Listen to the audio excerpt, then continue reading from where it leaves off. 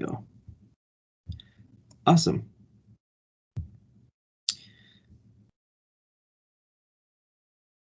So yeah, welcome everybody. If you haven't already, please introduce yourself in the chat. Just your name, where you're calling from, or where you're from. Be nice to just get to know everyone a little bit, and learn folks' name and stuff. You're all going to be serving together for, you know, the year coming up here soon. So if you want to share a fun fact about yourself, that would be great too. I won't be able to monitor the chat while I have my PowerPoint up, but I'll try and go back and check for questions and stuff. But if you do have questions, there'll be a Q&A at the end, at which point I'll sort of stop the PowerPoint so that I can see the chat at the same time. But otherwise, if things come up as we're going through this, please just feel free to take yourself off mute and ask whatever questions you might have. So yeah, first of all, congratulations. You know, you are one of the folks that was invited to serve with us, and you confirmed your spot. So, and just to give you an idea of, you know, how many folks didn't get this, our application to invite ratio is about 25%. So only about 25% of the people that we interview get a position with us. So congratulations, you should be proud of yourselves. I'm gonna come back because I heard somebody ding dong.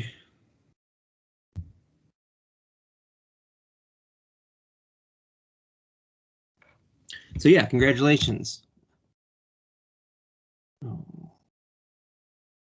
So we're going to do a quick warm up, nothing super like stressful or squishy. This is something that we do in City Year Detroit. We call them JD Raps. And it's pretty much how we begin every meeting with City Year Detroit. And so basically, you know, we'll start a meeting and whoever's running the meeting will ask if anyone has any JD Raps. And those stand for joys, diamonds, windows, ripples, or appreciations. And so a joy is pretty self-explanatory, just something that's bringing you joy today. A diamond is from one of our founding stories called Sand into Diamonds. And basically the essence of that story is like a good thing that came out of something that was bad, or like a situation that wasn't great, but you sort of, you know, found the silver lining in it. A window is really just a window into where you're at, how you're feeling. You know, it's a way for us to be transparent if we're not, you know, able to be our whole selves in a meeting space and just being honest with one another. I know a lot of people, you know, especially right now, there's a lot of things going on in the world, a lot of things going on in the country. And so people are not, you know, rightfully so, not able to bring their whole selves to this work right now. And that's okay. So feel free to share that as well. A ripple, that comes from another one of our founding stories. And basically a ripple is something that, you know, that you do or someone that you know does, and then that sort of ripples out to affect other people. So the example that, you know, is I always like to use when we're talking to like folks like you confirmed is like you may have like applied to the program and confirmed with us, and then afterwards you thought it was a great program, so you like suggested it to some of your friends, and so in that way you sort of City Year rippled out from you. And appreciations are just appreciations for other people. So definitely feel free to share some JD Raps in the chat. And I can get like one person at least to maybe share one out loud, that would be great. And I'll close this down so we can see each other during this part.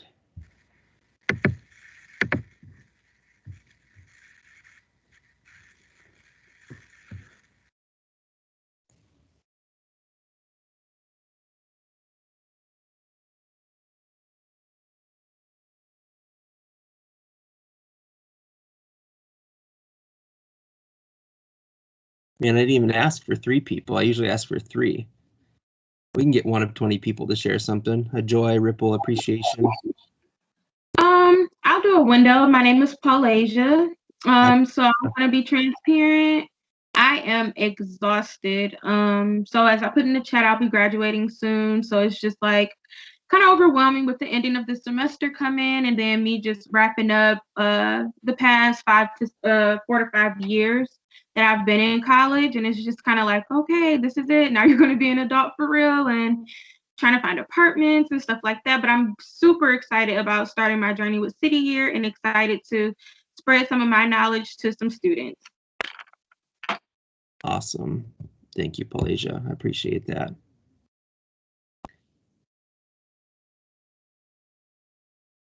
Awesome. Well, feel free to share some more in the chat. Yeah, so that's something that you will start every meeting with City Year, some JD Wraps. So start thinking about those kind of things and be prepared, because that's a big piece of our City Year culture. So the first thing I always like to cover before we kind of get into the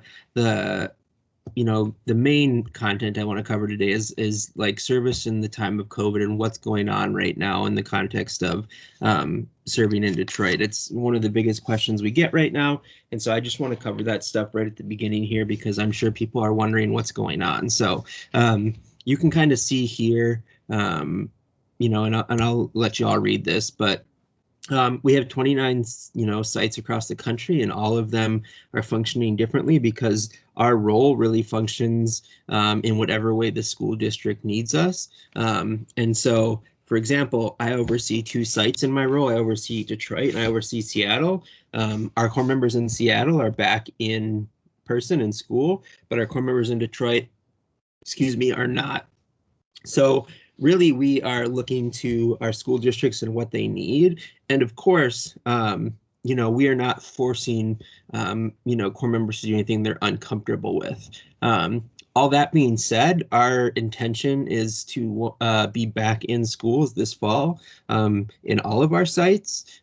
We feel that by that time, we'll be at a place where folks who have wanted the vaccine can get it, and it'll be available to everyone, and we'll be able to go back in person. Yeah, even though much of our year this year was done virtually, we plan to be back in person next year, and it will be expected that if you're going to do the program, that you will be serving in person with us. Of course, that being said,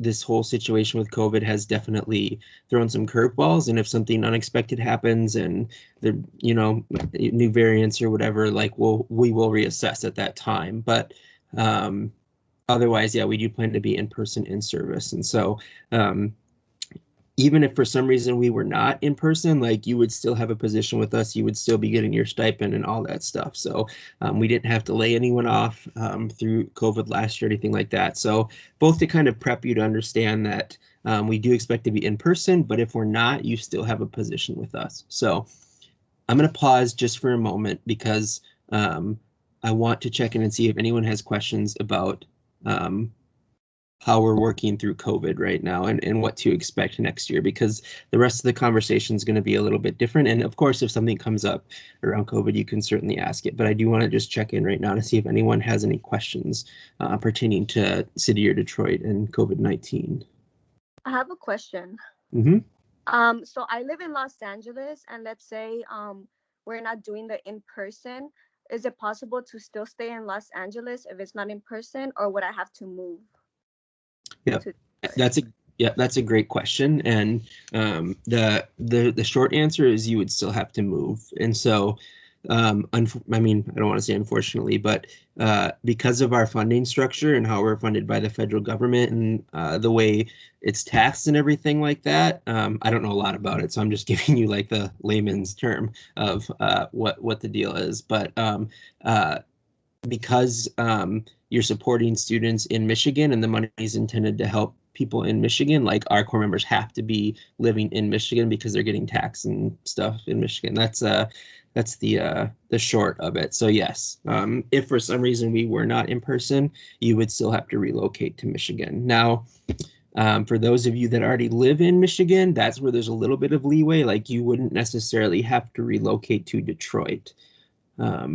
But we're hoping that's not even an issue. We're hoping to have everyone in person. So, but that's a great question. Thanks, Jasmine. Okay, thank you. A question that I have is, when do we officially I mean, I guess we'll probably answer this during the presentation, but when do we officially start getting our stipend? Like, when does that officially start? And then when do we need to be in person in Detroit? Awesome. Those are great questions, and I'm going to touch on this a little bit later, but I want to answer your question too. So our start date is going to be August 2nd.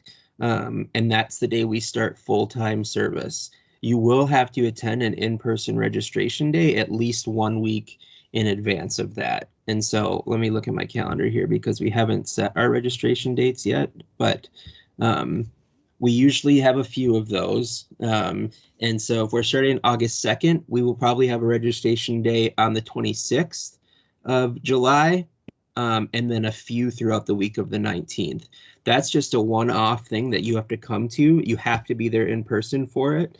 But then like once you do that, you're good until the 2nd. So folks that are relocating from like far away, like you're moving states, I really encourage folks to move here by like the week of the 12th. So you have time to adjust to a new city, get everything figured out with your housing, stuff like that. But you don't technically have to be here in person until the week of the 19th and the 26th at the latest. And then we start on August 2nd. And the reason that is because of the way our onboarding functions. If you don't register by the 26th, we won't have all your paperwork and stuff in time for you to start with us on the 2nd. So to follow up with that, so you said that it would start as early as the 19th, but is it like we get to choose the date for registration? So it's the 19th to the 26th, or is it like it's still going to be determined by you guys and you know that it's going to be the 19th through the 26th, but you just don't know what day? So what will happen is I will launch it to everyone at the same time. You'll have to sign up for a day, but once that day's full, we can only accommodate so many people at one time. So you will kind of have a choice, but if you I don't know, don't get to it right away, you may be forced into a different day. So, but yeah, you'll have all that information well ahead of time. Yeah. Awesome. Okay, let's jump back in. And if you have any questions, definitely please let me know. So these are just our objectives for the day. And I want to try and leave as much time at the end for questions because I feel like that's like the most useful portion of this session is folks getting their questions answered that they're wondering about. But I also want to introduce you to a few things. I already introduced you to one culture piece at the beginning with JD Raps. And so I'm going to go over a few more culture pieces, through our City Year values. I'm going to do a recap of our benefits because I think even though you have heard those during your interview and you've gotten links to documents about it, I think it's really important that you all hear them again and have time to, see them again so that you're ready to start with us on time. And then I'll just be introducing at the end some of the sessions that we're going to be having between now and our start date. So the first thing I'd like to introduce everyone to is our organizational values. And if you've spent any time on our website thinking about whether or not you wanted to do City Year in the past and stuff like that, you probably have seen some of these. But we really consider serving at City Year to be an opportunity to immerse yourself into a values-based organization. And on the right here, you can see our different organizational values. So the first one is service to a cause greater than self. And if you remember your interview, we asked you a question specifically about this, what it meant to you to be of service to a cause greater than self. Students first, collaboration always. That's our second organizational value. We always put students first when we're making decisions, when we're trying to work through stuff. We're always putting students first and approaching it through a team-based collaborative effort. Belief in the power of young people, pretty self-explanatory. At City Year, we really believe that young people are the future and that together they are a huge source of power in our country, and we see that across all of our sites and across our cities in the US right now as well. So social justice for all, another one that's pretty self-explanatory. Level 5 leadership, which is basically, it comes from another one of our founding stories, but is just like leadership to the nth degree, basically. Empathy, inclusivity, those two are pretty self-explanatory. Ubuntu, which comes from another one of our founding stories, and that's just a word that means that essentially it's a story, and it's basically about Ubuntu, which is the idea that my humanity is tied to yours. So like we are all connected across the world, even if we don't know each other, by the fact that we are human beings and our humanity is tied together. And then teamwork and excellence. So those are sort of our organizational values. And so I just want to take a minute here and have everyone really think about which one of these values they connect with most and why. And if anyone wants to share out loud, they can, but I would love if people could please think about this in the chat and tell me a little bit about which value you feel most connected to and why. And so we'll take a few minutes to just kind of ruminate on this and share some things in the chat. These are things that you're going to be asked to do in service with us, because a big part of service with us is what we call LACY, which is Leadership After City Year, and a big part of that is helping you decide what you want to do next and how we can best support you in doing what you want to do next. And that starts with understanding like which of these values you're most connected to and why. So back up on the screen, and we'll just take a few minutes to, think about which one you're most connected to. I'll put him back up in a second. I hear someone trying to get in. Oh, I thought I did. All right, I'll put him back up. And then if you feel so called, please do share with us which one you feel connected to.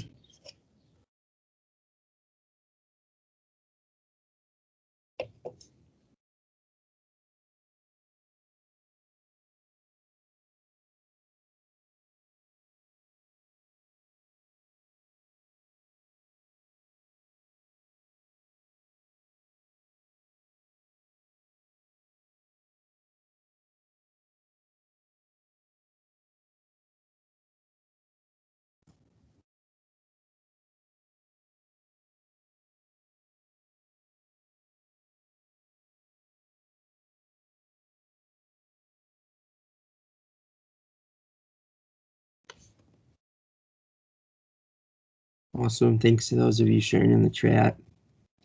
The ones I'm seeing are pretty common. I think a lot of us come into this work because, we want to work with students, we want to work with young people, and we feel that, by helping them, we're really contributing to, bettering our world. So, awesome. So yeah, I would just encourage you all to keep thinking about those things, especially as we approach the service year. It really helps ground you in your service and kind of situates you in a way to be most successful when you kind of know what's driving you and what's pushing you to keep doing this program every day, even when it gets hard. So the next thing I want to talk about is City Year's commitment to equity. And so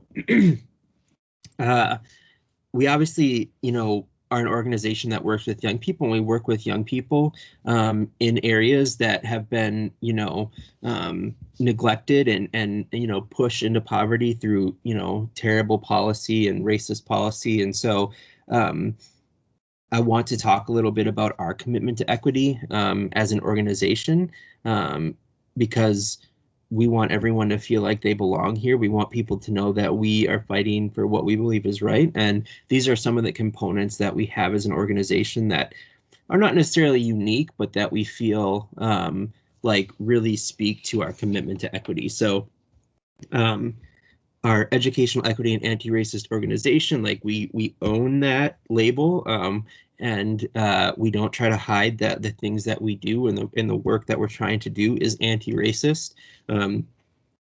We recently established our Office of Equity, and so right now that's a fairly small office, but it does have a chief executive of it, which not all departments have that, and so he's one of our top 3 people with the organization as our chief equity officer, and the staff is pretty small on there, but it's definitely growing, and they kind of oversee all of our equity initiatives throughout the organization. We also have an equity council, which are members of our entire organization.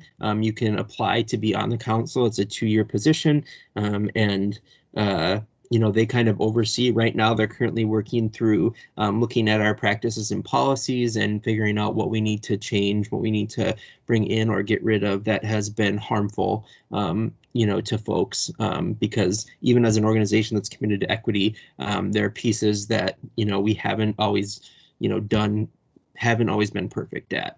And as a part of that, you know, we're trying to increase the equity in our policy, practice, and culture. We also have a DBIE learning series, and so that is something that's put on for everyone in the organization that we are, you know, required to kind of go through to learn more about DBIE. And just for those of you that aren't maybe familiar with DBIE, it stands for Diversity, Belonging, Inclusion, and Equity. And as a part of our DBIE programming, you will have an opportunity to participate in some groups.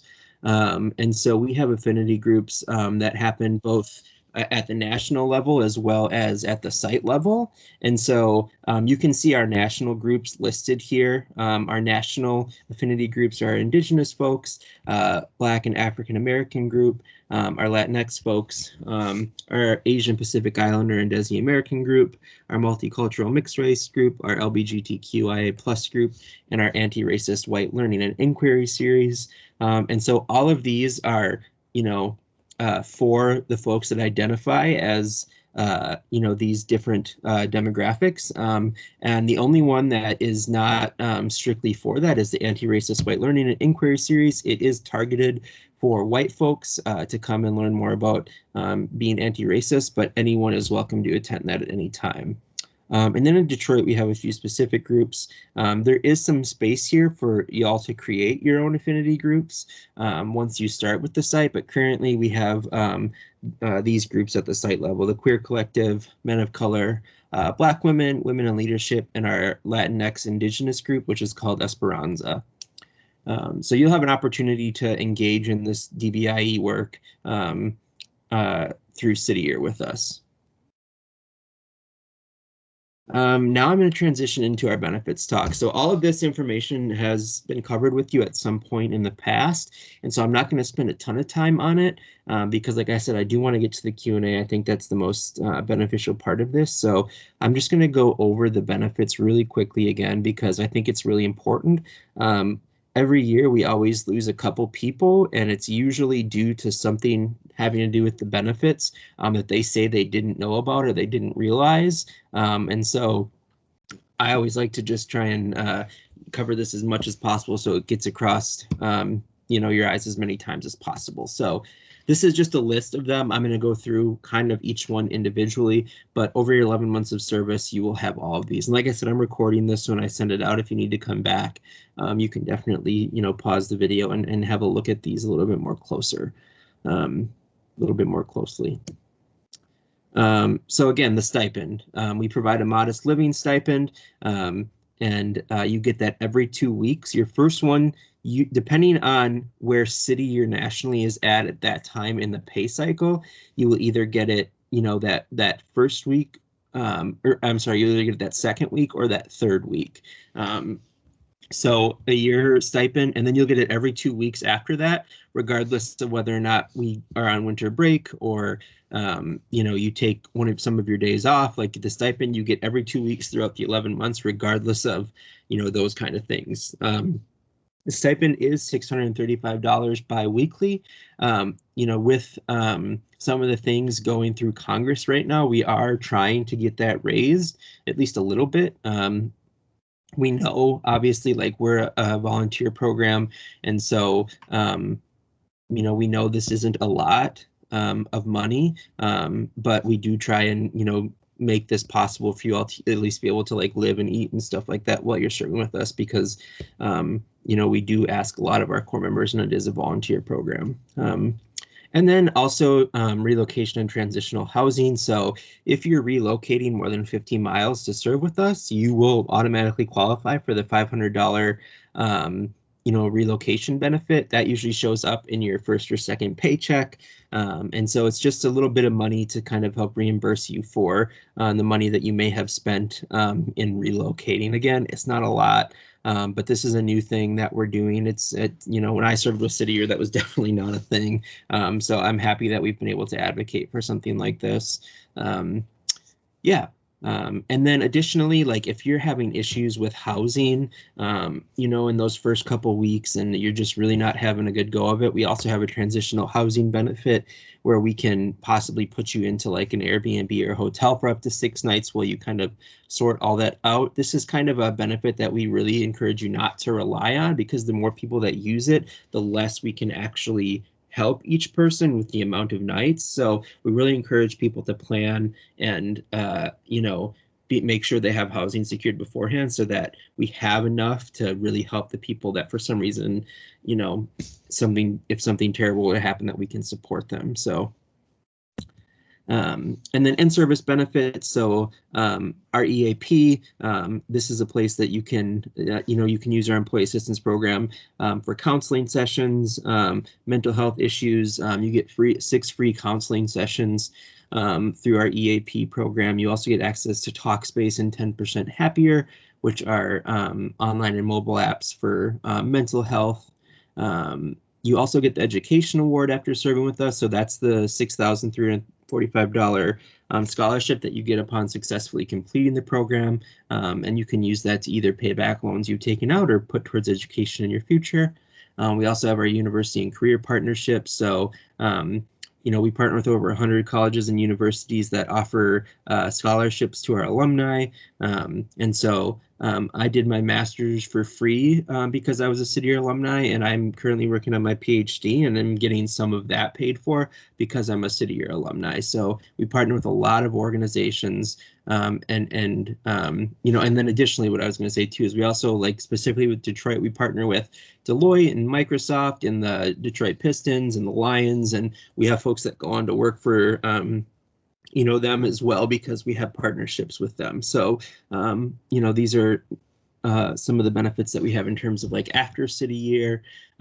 These are some of our partnerships that folks sometimes go on to do afterwards. Teach for America, the Peace Corps. We have partnerships with all these other service programs, and doing City Year definitely gives you a leg up in applying for those.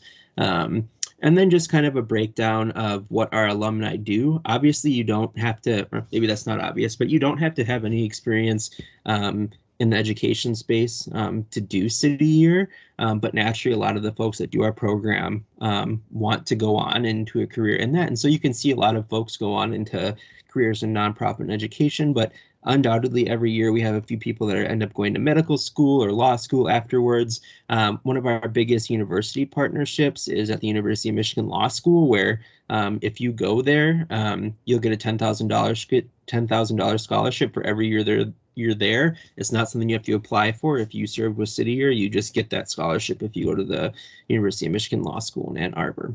So a number of different things that folks go into.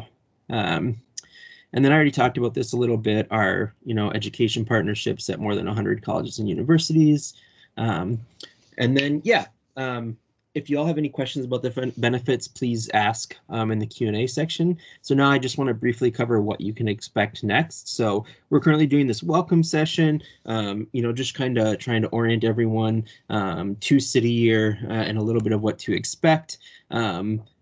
You are currently at this prepare stage. So you already applied, you've been accepted, and now we're at the prepare stage. So the things that we're going to do to help move you along in this process are going to follow these arrows. So right now we're in prepare. We'll have a couple more sessions around preparing, but then eventually we'll start having sessions around helping you relocate and then register with us, which I talked about those registration days a little bit at the beginning. And like I said, we're going to start on August 2nd. So I already covered that little piece of it a little bit, but again, just so you know, our start date's August 2nd. I really encourage folks to move here by the middle of July so they can help them really just orient themselves to a new city. And then we're going to have more sessions coming up. And so these are, 5 different sessions that we're going to host, and we'll host them 1 or 2 times each so that folks have an opportunity to join them. So our next session that you'll be again, getting a link to register in service again as an introduction to living and serving in Detroit. So we'll have some folks from the Detroit staff on, and they'll kind of talk about their positions and our service model in Detroit, the schools we serve and the communities we serve, and really spend some time talking about what makes Detroit so dope. And then after that, we'll have some people that are currently serving, some current AmeriCorps members, as well as some staff come on and really just do an AMA, which is an Ask Me Anything. So they'll talk a little bit about their role and, the highs and lows of working with City Year, but then it'll just kind of be open for you to ask questions of folks that are actually working at the site and working with students every day. We'll also have an ED town hall. So Andrew, our executive director, will kind of host a session and orient you towards, his vision for the site and what to expect. And then we'll host relocating and finding housing in Detroit session. And so I know a lot of people always have questions about this. And so we'll host a session around that. We'll also sort of disperse a housing guide to help you kind of find some places that might be good for you, places that core members have lived in the past. We'll also do like a roommate survey to help you guys connect with folks in terms of roommates, as well as, invite you all to the Facebook page if you haven't already to help you connect with folks there. Ultimately, housing is up to you. Like, we can't sign a lease for you, but we do our best to try and help you find good places to stay based on where we know our staff and core are already living. And then we'll also have a session just before registration to kind of help you get ready for that. This is one thing that we always have issues with at registration, so I'm just going to say it now. You will need these pieces of documentation to register for us: birth certificate, social security card, driver's license, or a state ID or a passport. These aren't things that we can take copies of. We need the actual documents. We can't just take your social security number. We need your actual social security card. We have people show up every year despite us telling them like, oh, I thought you just needed the number. I didn't know you actually needed the card. Like, we need all three of these things. And with a lot of backups in different states to get like new copies of these if you need them, we just want to remind you now that you're going to need these three things to register with us. And if you don't have one of them on registration day, there's not really anything we can do. We need to have these three pieces of documentation. Awesome. So now we're going to just jump into some Q&A. We obviously went over a lot of information, but if you have questions about anything, that's kind of what I'm here to really help you with. And so don't be shy. If you have a question and you think you're the only one, that's probably not true. There's probably plenty of people that actually have that question as well. So please feel free to speak up. I will be able to monitor the chat now. And so if you have questions, and then you can just drop them in the chat as well. So, and I already see some coming in. So could we possibly start a GroupMe for those who don't have /use Facebook? Justin, that's a great question. You all can do whatever you like as far as like connecting with each other. We will only manage a Facebook group for you all, and I manage that, and some of you may already be in it. But if you want to connect with other folks and start a GroupMe, you can. But this, other than sharing stuff in the Facebook group, everything will also at least get emailed, if not texted as well. So you won't miss anything by not being in the Facebook group, other than like that sort of easy way to connect with other folks who are already in the group, get to know them, reach out to potential roommates, stuff like that. So that's kind of the deal with the Facebook group. So when do we find out what school we work at? Are all of us at the same school, or does Detroit core split across different schools? Great question. So we serve at 12 different schools in Detroit. And you will get your school placement usually around the second week of service. So that'll be around like the 16th, I think. And people always ask like, well, what about housing and how this relates to housing? So the thing I will send you a map that kind of has pins on it where each of the schools are. So our schools are kind of split up into the east side and the west side of the city.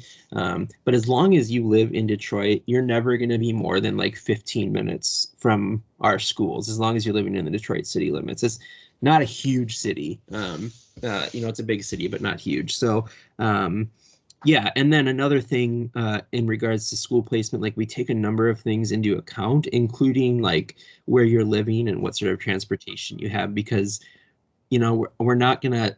I always like to say, like, I can't guarantee you're going to be at the school closest to your house, but we're also not going to put you in a position where it's going to, like, if you don't have a car and your school is going to be like an hour, we're not going to put you in a position where it's going to be impossible for you to get to school every day. That being said, that's as long as you're living in the city of Detroit. If you make a decision to say like live in Ann Arbor, which we've had people do, you have to understand that it's going to probably take you an hour to get to your school every day because you're making a decision not to live in Detroit. So yeah, so school placement happens around the second week. A lot of things go into that, including where you live, what sort of transportation you have, the experience you have working with folks at different grade levels, stuff like that. And there'll be a survey that our impact staff gives you all to kind of help do those placements. So cool. It looks like Autumn's down to do the GroupMe chat, so that's great. Feel free, if you make that, to send the link here or just send that to me and I can share it out to everyone through email or however that works. I don't know. I don't have GroupMe. I feel like an old person. When is the school winter break from? I don't know the exact dates, but it'll happen a few days before. It'll start usually a few days before Christmas, and then go a few days after Christmas. So you all will get like a week off, basically. You'll still get paid during that time. So I don't know the exact dates. You will get a calendar of all the dates when you start with us, but I don't even think that it'll be based on the Detroit Public School calendar, and I don't think they even have that all worked out yet for next year. And then spring break, again, I don't know. You do get a few days off around spring break, but it's not like the whole week again because we do some different activities for you all, some team building and stuff. So that's the spring week. Awesome. Okay, looks like Autumn shared the GroupMe in the chat there. So please, if you want to join that, please do. Yeah, when should you start looking for housing? I think a lot of folks get really nervous about this, and rightfully so. Like, housing can be really stressful, and trying to figure that out, especially if you've never moved before, and if you've been in college, your housing was kind of provided for you. So I get that.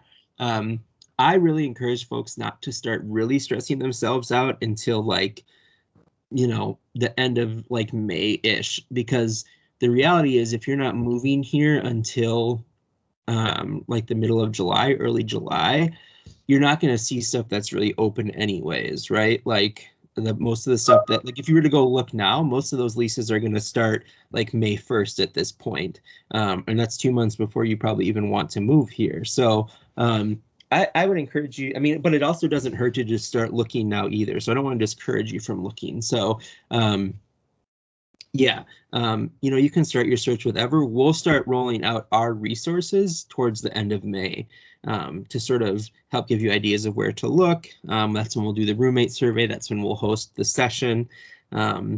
So yeah, it's definitely good. If you have time to come to the city, look around, figure out kind of areas you want to live in, start looking at stuff online. I think that you can start that anytime, but we'll really start ramping up our housing stuff towards the end of May for y'all, because then that gives you, a good month and a half to actually secure that housing. Another thing around housing that I didn't say before that I want to sort of re-emphasize now is I would really encourage everyone to start saving for that now. If you've never rented before or lived in a house, the cost of housing is way more expensive up front than it is kind of throughout, because there's usually like first and last month's rent and like a damage deposit. So that first month is usually 2 to 3 times what you're going to be paying monthly. And so I just like to put that up there too, because I know I didn't know that when I did City Year and I showed up and I was ready to pay my $600 a month and they were like, nope, we need $2,000 from you. And I was like, well, I don't, so I just want you all to be prepared for that as well, because there's usually when you rent, you have to pay first, last month's, and some sort of damage deposit. So be thinking about those kind of things too, as you're trying to look for housing and prepare, and make sure when you're looking at housing, what kind of stuff is included in your rent. You know, is water and trash, that kind of stuff included in your rent, or do you have to pay those on your own? So again, we'll talk about those kind of things in the housing session, but just because it came up now, I do want to kind of put those things out there. Let me see here. Awesome, Autumn, thank you. I will send that out to everyone, and as more folks join, I will, you know, because I think we're about 70% full right now, so we still have a number of positions to fill. I will make sure people get that information as well. What's the general price range for cost of living, housing, utilities, etc., or is it really variable? I don't want to say it's really variable, but it also kind of is, right? Like for those of you whose recruiter was Knox, Allie Knox, like she lives in a 5-person house with other people that served with City Year, and she pays less than $500 a month for everything. So if you're willing to live with roommates and stuff like that, like you can get your housing really cheap. I'll be honest with you, this is when I served in Seattle, and I was out there before moving to Detroit, but Seattle's one of the most expensive cities in the country. And I was able, because I was willing to like live, I was willing to live with roommates, and I was willing to live in like areas proximate to our schools. Like I paid like in Seattle, like around $400 a month for rent. So you can definitely find places if you do enough digging. But I also understand that like different people have different needs, right? Like if you're someone that absolutely needs to live alone, that's fine, but you just have to know that like to rent an apartment on your own, you're going to be looking more at like $1,000 a month. You know, so to try and I guess give you a range, I would say we usually tell people like $650 to $800 a month is a good you know, starting point for what you can expect in terms of rent and utilities. So but that's why we also encourage folks to live with roommates to help bring those costs down, because you know you'll also be eligible for you know, food stamps through the state. All of our AmeriCorps members are. It's an optional benefit. You don't have to take it, but that is an extra like $100 to $200 a month that you get on food that you don't have to take out of like your stipend. So yeah.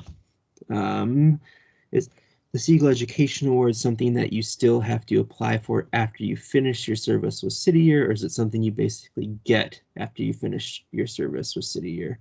So kind of a combination. You automatically get it. Like you don't have to apply. Let me step back. You are owed that education award. You do have to go online and fill out a few things to make sure that it gets transferred to you, but it's not like something that you might or might not get. You will definitely get it as long as you go through the process to get it. Awesome. All right, I'm not seeing any other questions in the chat right now. Does anyone have anything they just want to ask? Otherwise, I'll keep monitoring the chat. But happy to have folks speak up too if they have questions.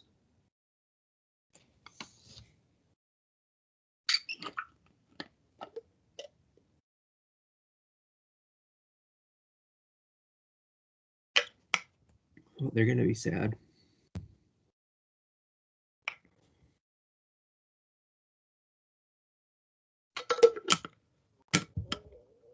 All right. Well, oh, looks like we have another one. Let me go back.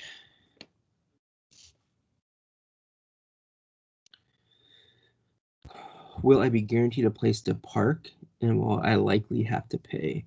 Margaret, are you saying in terms of like at the school you're serving at, or where you're living?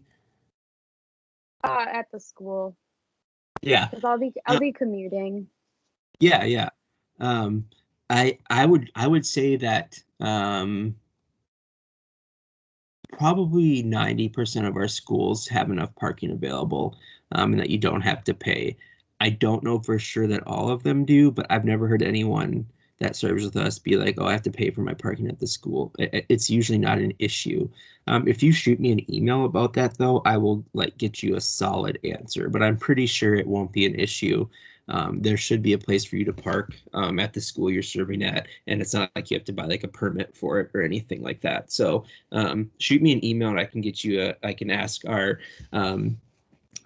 impact director just to make sure, but I'm fairly certain that won't be an issue. Okay, great. Thank you. Mm-hmm.